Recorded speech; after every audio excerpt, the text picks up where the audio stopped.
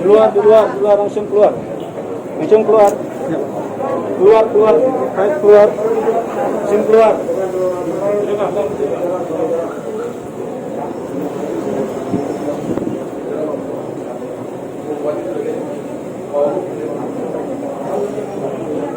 Ya.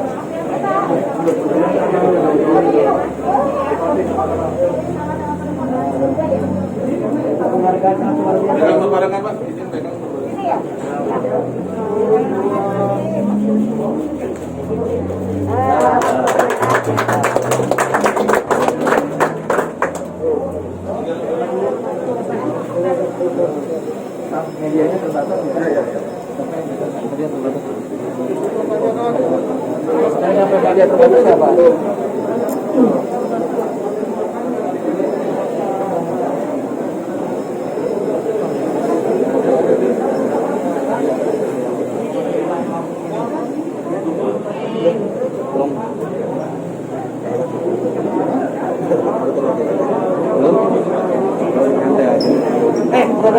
Aku sorry, Insya Allah tahun depan akan ada penerimaan 1 juta guru,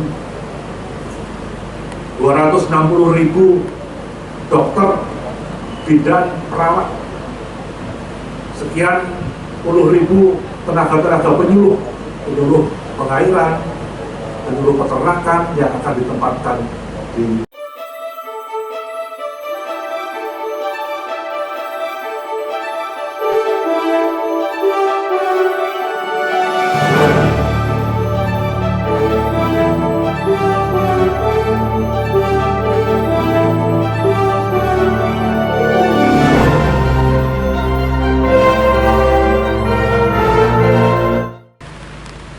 meresmikan Mall Pelayanan Publik Kabupaten Purwakarta, Balai Madukara. Kepada yang terhormat Bapak Cahyo Kumolo kami silakan.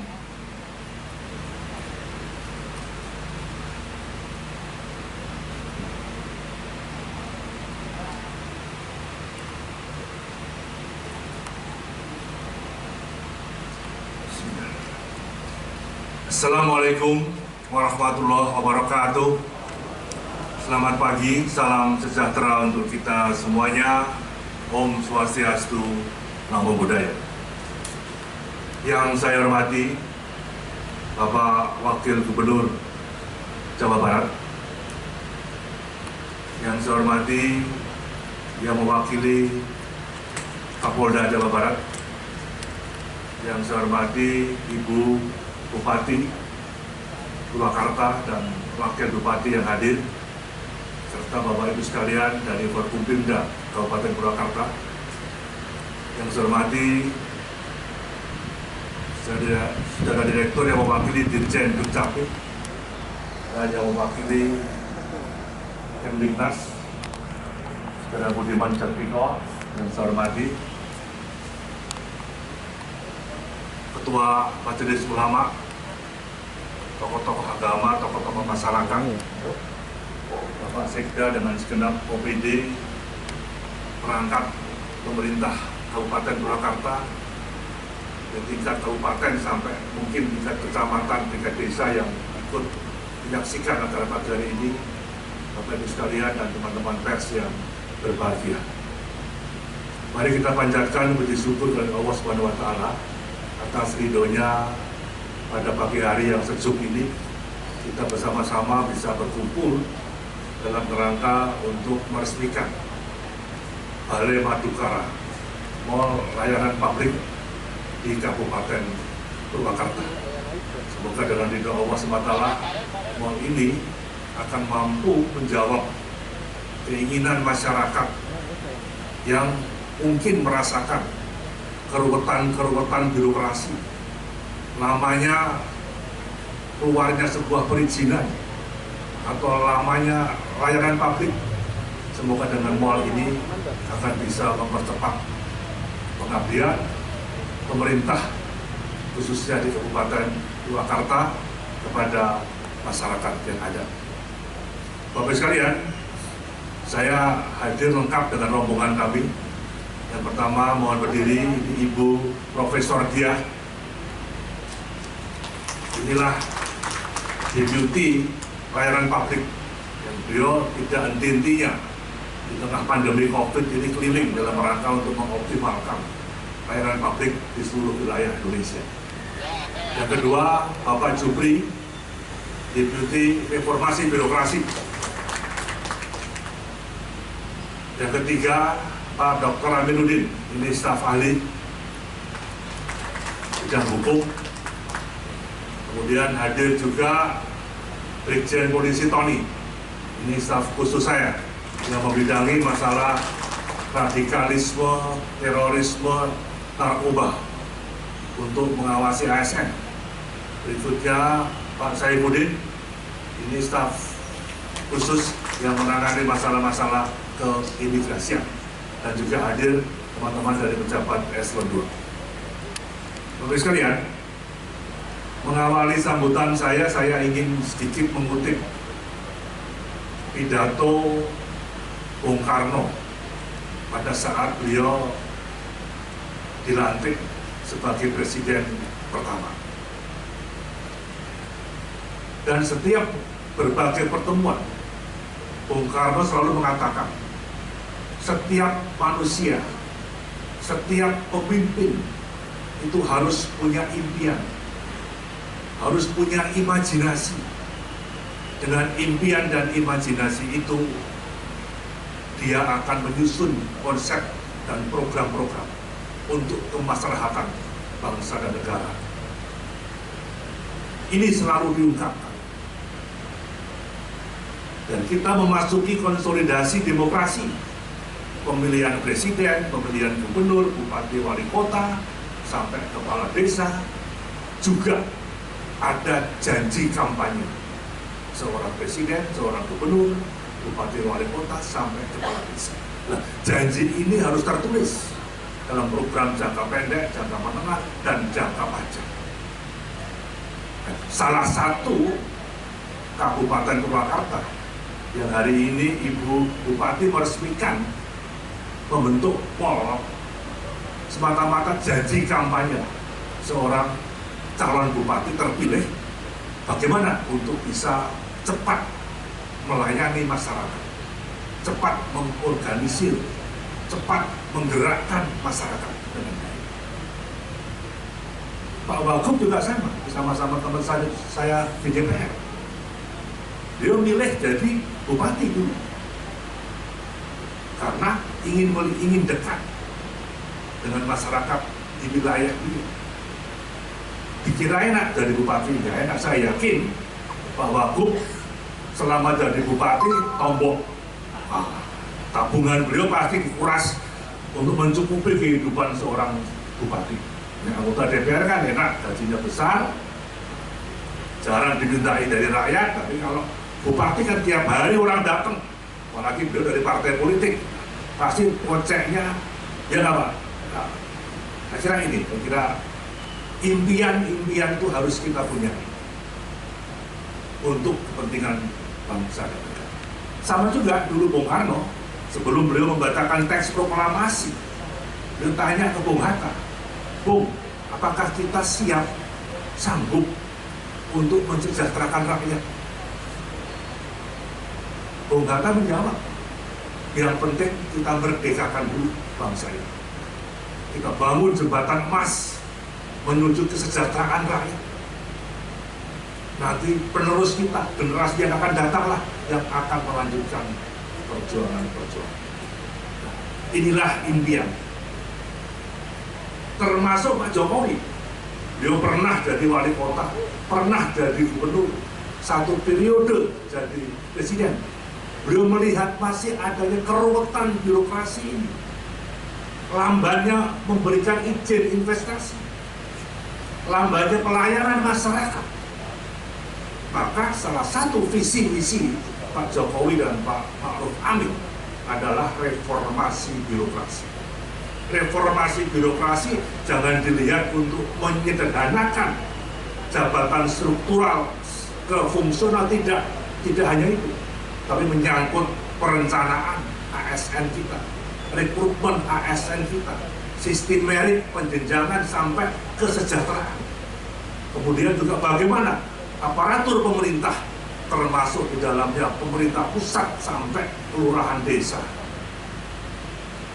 Mabes Polri sampai Kapolsek, Kamtipmas, Panglima TNI, Kepala Staf 3 Matra, sampai dan Ramil Babinsa, Jaksa Agung sampai Kajari, Mahkamah Agung sampai Pengadilan Negeri. Ini bagaimana percepatan untuk melayani masyarakat. Nah, keruwetan birokrasi inilah yang dirasakan oleh Bapak Jokowi. Maka beliau menginginkan percepatan reformasi birokrasi. Alhamdulillah kemarin dengan DPR sudah menyelesaikan Omnibus Law, Undang-Undang Cipta Kerja. Nah, sekarang kita mempercepat layanan publik, mempercepat proses perizinan. Dulu Kemendagri, Dukcapil, orang buat KTP lama, sekarang hitungannya jam. Pak Mendagri, Pak Tito sekarang sudah meresmikan tombol ATM sudah keluar, kartu keluarga hitungannya menit dan gratis. Ini yang ingin kita bangun. Ya, Ibu Dia dan teman-teman di Pan RB tadi, pemerintah daerah harus siap melayani apapun. Tidak hanya urusan KTP, kartu keluarga, kartu kematian, akte kelahiran, tapi bagaimana rumah sakit rujukan daerah swasta termasuk puskesmas membantu cepat melayani masyarakat. Nah, gimana kepolisian untuk urusan perpanjangan SIM, membuat SIM, surat keterangan kelakuan baik, juga hitungannya cepat. Karena yang gratis, mana yang tidak. Korlantas juga mulai tahun depan kan orang bikin SIM, SIM-nya diantar ke rumah. Imigrasi juga sama. Ini wajah kita dengan negara asing. Percepatan memperpanjang paspor atau mengurus paspor. Dan sekarang juga reformasi birokrasi semakin cepat di pengadilan tinggi, pengadilan negeri, di kejaksaan juga, di Mahkamah Agung juga. Ini kita sesuaikan dengan cepat, termasuk layanan-layanan yang lain-lain. Saya kira kita harus meniru perbankan kita. Kalau 20 tahun yang lalu perbankan begitu orang mau nabung saja ngantri, ngambil uang ngantri. Nah sekarang dengan pegang satu handphone saja sudah bisa bertransaksi di mana. Teman-teman pers juga sama.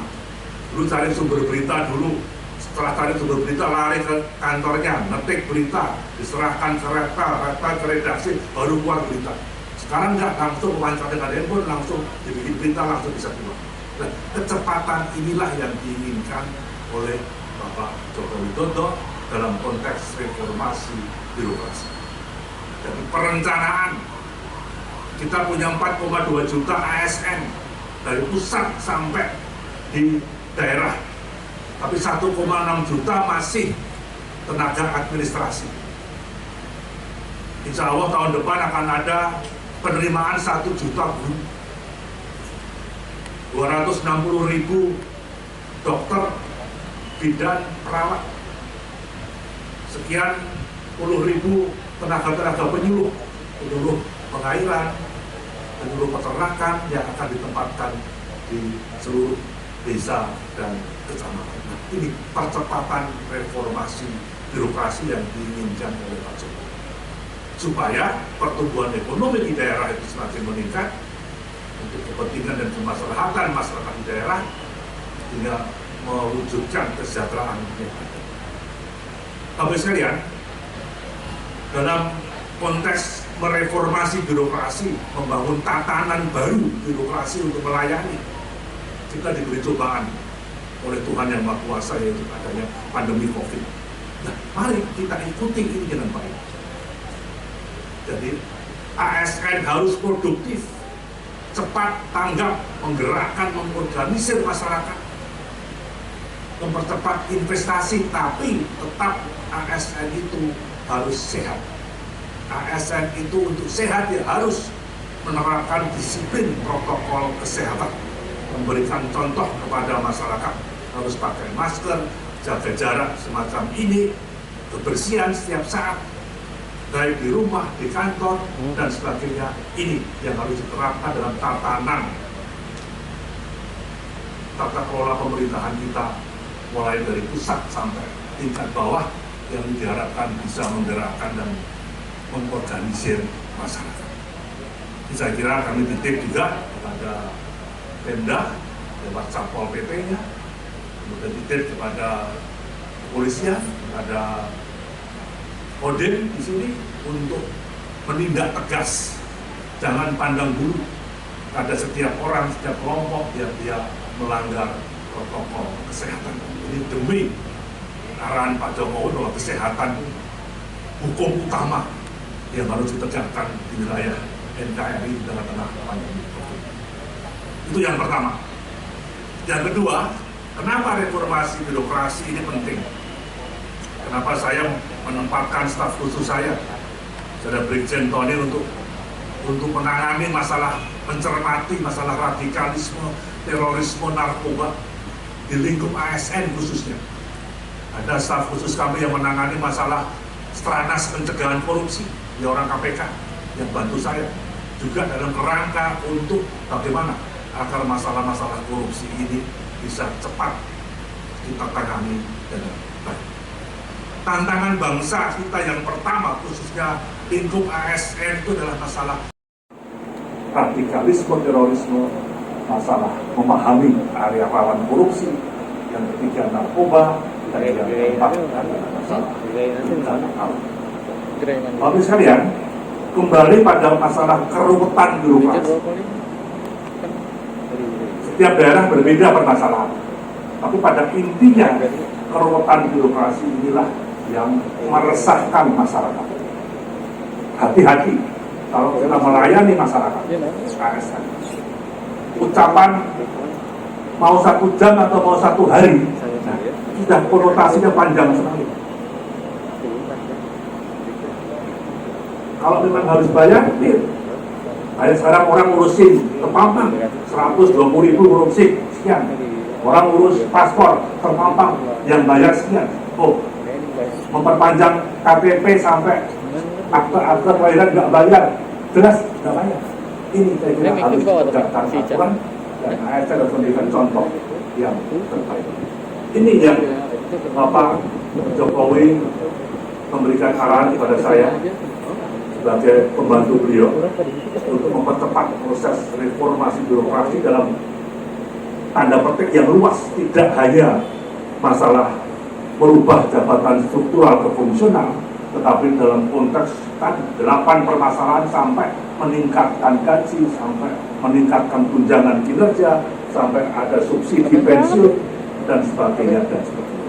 Roadmap-nya sudah kita persiapkan dengan baik, tapi karena ada pandemi COVID ini, maka arahan Presiden diutamakan dalam kerangka untuk infrastruktur kesehatan, infrastruktur data yang ada, sehingga bantuan-bantuan kemanusiaan kepada masyarakat bisa menjadi prioritas.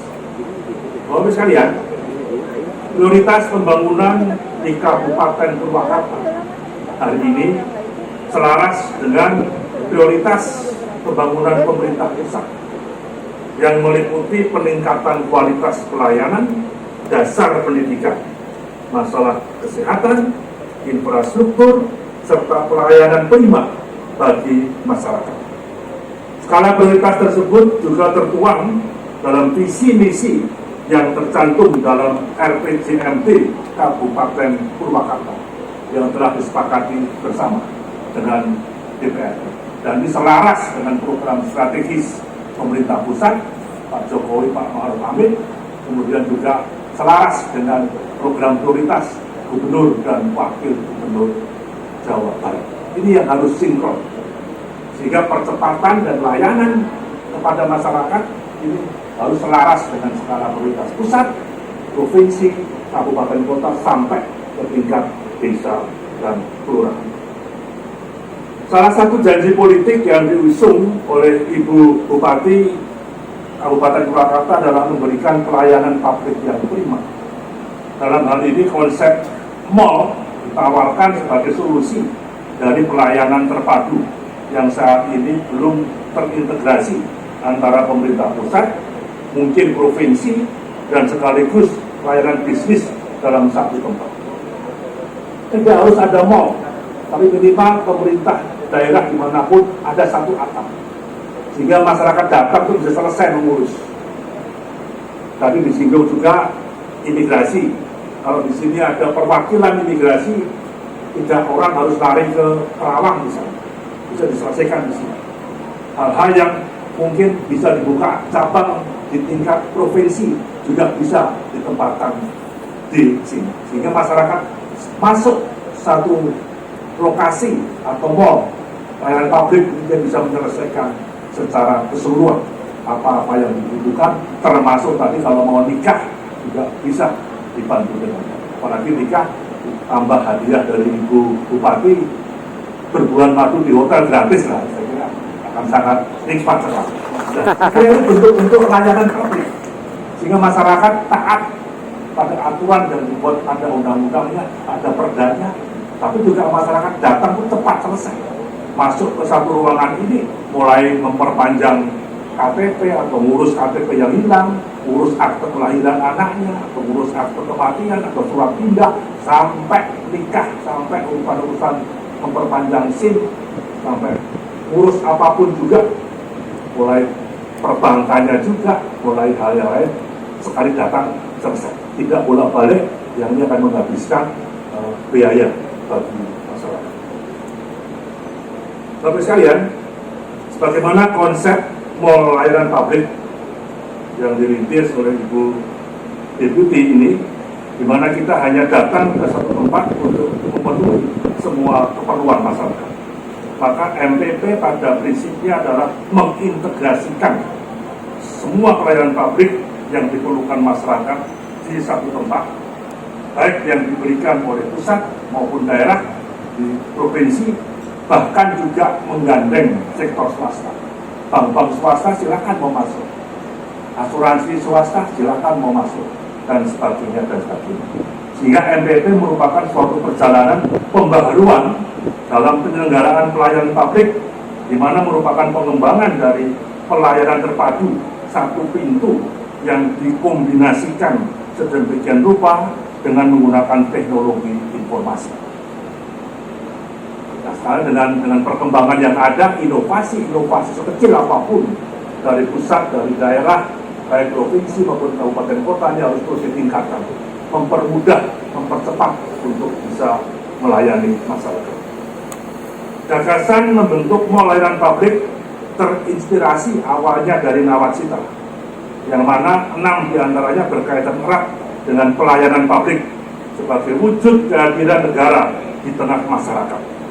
Gagasan tersebut juga sesuai dengan Undang-Undang Nomor 25 Tahun 2009 tentang pelayanan publik yang mengamanatkan pada Kementerian Pan-RB sebagai pembina pelayanan publik secara nasional, kementerian, lembaga, instansi, sampai ke tingkat desa. Dalam undang-undang tersebut, Kementerian Pan-RB ditugaskan untuk mencapai target utama, yaitu tingkat kepuasan masyarakat, mencapai tingkat efektivitas dan efisiensi dalam penerapan standar pelayanan, serta memberikan kontribusi terhadap peningkatan peringkat Indonesia dalam kemudahan berusaha. Ini saya kira pelayanan publik masih menjadi sumber korupsi. Makanya hati-hati kalau kita memberikan pelayanan publik. Teman-teman pers terus memonitor, dan saya mohon Ibu Bupati, teman-teman DPRD, termasuk instansi terkait, terus melakukan pengawasan agar mall ini akan bisa berjalan semakin baik, semakin membangun inovasi ke depan dan mempercepat layanan publik. Sekali lagi, kami atas nama Kemenpan RB menyampaikan rasa apresiasi, bangga dan selamat kepada seluruh masyarakat dan teman-teman KSN Kabupaten Purwakarta yang pada hari ini tanggal 7 Desember 2020 meresmikan Balai Madukara, Mall Pelayanan Publik Kabupaten Purwakarta. Dan ini yang ketiga di Jawa Barat, Pak Bahu. Mudah-mudahan daerah lain bisa cepat ada studi tiru. Tidak harus ada mall, tapi minimal ada satu atap yang jaraknya nggak jauh. Jangan sampai nanti orang datang warga ngurus A di sini, ngurus B di jalan sana, ngurus C di jalan paling jauh lagi. Ini akan menghambat masalah-masalah waktu dan biaya. Semoga dengan kehadiran MPP di Kabupaten Purwakarta ini dapat membawa kemajuan dan menjadi alternatif bagi masyarakat Kabupaten Purwakarta dalam mendapatkan pelayanan publik yang sangat prima. Kami juga mengapresiasi dan rasa bangga ada Ibu Bupati dengan segenap jajaran yang telah berkomitmen dan bekerja keras untuk menghadirkan pelayanan publik di Kabupaten Purwakarta ini, dan semoga dengan membentuk MPP ini dapat segera dirasakan manfaatnya oleh masyarakat. Jangan lupa ada kotak saran dari masyarakat. Mungkin ada yang waktunya bisa diperpendek atau ada saran apa yang lebih praktis. Saya kira ini bisa nanti bisa. Dan kami juga menghimbau sekali lagi dalam memberikan layanan publik tetap disiplin protokol kesehatan harus ditegakkan dengan baik, menerapkan perilaku 3M, memakai masker, menjaga jarak, mencuci tangan. Saya kira ini kunci utama kita untuk membangun masyarakat yang sehat dan memutus rantai penularan COVID-19. Demikian beberapa hal-hal yang ingin kami sampaikan. Kalau tadi saya mengawali sambutan dengan mengungkapkan ungkapan Bung Karno bahwa setiap pemimpin harus punya impian untuk memberikan kemaslahatan bagi masyarakat dan bangsa. Saya mengakhiri dari agama saya mengatakan setiap kamu adalah pemimpin dan setiap pemimpin kelak akan dimintai pertanggungjawaban kepada Allah SWT, Tuhan yang Maha Kuasa. Sekecil apapun yang kita perbuat, kita harus mampu mempertanggungjawabkan buat diri kita, buat keluarga kita, buat instansi di mana kita bekerja, buat masyarakat, buat daerah, buat negara, tapi nantinya harus kita pertanggungjawabkan kepada Tuhan yang Maha Kuasa. Demikian beberapa sambutan kami. Mudah-mudahan ada manfaat untuk akhir ini. Sekali lagi dengan mengucapkan Bismillahirrahmanirrahim atas nama Pak Wagub, atas nama teman-teman dari Kemendagri, dari Kemdiknas, Bupati, saya bersama jajaran Kemenpan RT meresmikan Mall Layanan Publik Kabupaten Purwakarta dengan resmi. Semoga dengan ridho Allah matalah usaha-usaha kita untuk memberikan yang terbaik buat masyarakat akan bisa terwujud dengan baik. Sekian, terima kasih. Wassalamualaikum warahmatullahi wabarakatuh. Waalaikumsalam warahmatullahi wabarakatuh. Mohon berkenan kepada Bapak Menteri agar tetap di tempat untuk melanjutkan prosesi peresmian Mall Pelayanan Publik Kabupaten Purwakarta Balai Madukara yang akan diawali dengan pemberian penghargaan kepada Bupati Purwakarta oleh Menteri Pendayagunaan Aparatur Negara dan Reformasi Birokrasi Republik Indonesia dan disaksikan oleh Wakil Gubernur Jawa Barat. Kepada Ibu Bupati dan Bapak Wakil Gubernur Jawa Barat, kami silakan untuk naik ke atas panggung.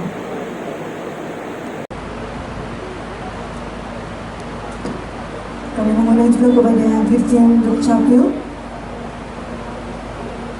agar dapat berkenan berfoto bersama. Kami silakan.